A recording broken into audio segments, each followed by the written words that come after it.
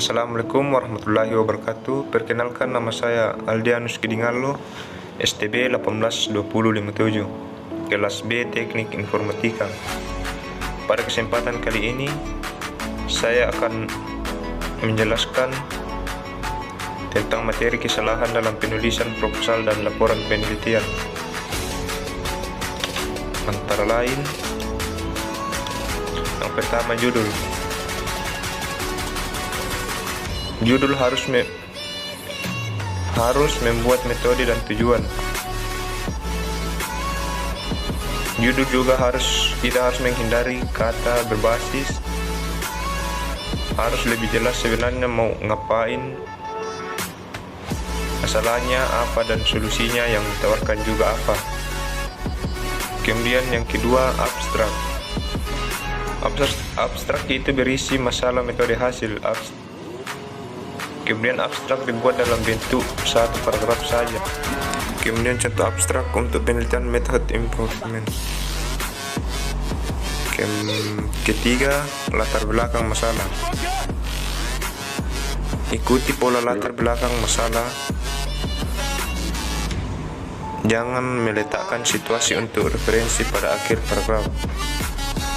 Antar paragraf harus dibuat mengalir bersambung dengan cerita yang runut. Harus dipahami bahwa tujuan latar belakang masalah adalah memberi argumentasi bahwa masalah penelitian yang diangkat adalah valid. Kemudian pernyataan atau identifikasi masalah. Pernyataan atau identifikasi masalah harus merangkum suatu masalah penelitian dari uraian pada latar belakang masalah. Kemudian harus bahasa masalah, dan menemukan masalah bisa dari future work penelitian yang ada di paper teknikal, biasanya diletakkan dalam consultation. Kemudian rumusan masalah. Rumusan masalah mencakup pertanyaan penelitian menggantikan hipotesis.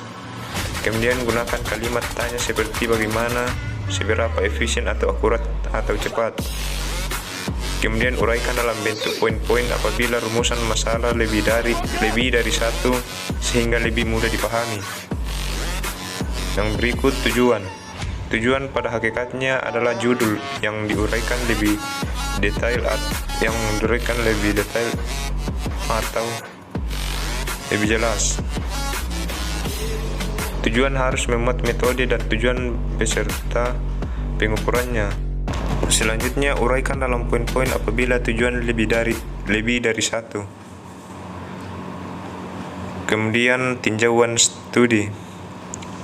Tinjauan studi memuat penelitian yang benar-benar terkait dalam aspek metode penelitian di paper tersebut yang kita kembangkan. Kemudian uraikan dengan format masalah, metode, hasil, tidak perlu kesana sini. Kemudian objek penelitiannya dekat dengan penelitian kita lebih baik.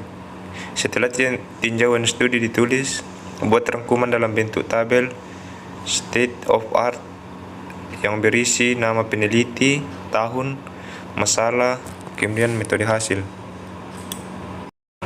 Poin yang terakhir, tinjauan pustaka. Yang pertama, memuat apa yang di judul. Contoh prediksi produksi padi dengan SCM berbasis PSO. Isi tinjauan pustaka SVM PSO produksi padi. Kemudian poin kedua, penjelasan harus lengkap, tuntas, dan merangkum dari banyak sumber, bukan memindahkan isi atau satu buku atau publikasi lain ke skripsi kita. Demikian yang dapat saya jelaskan, kurang lebihnya mohon dimaafkan.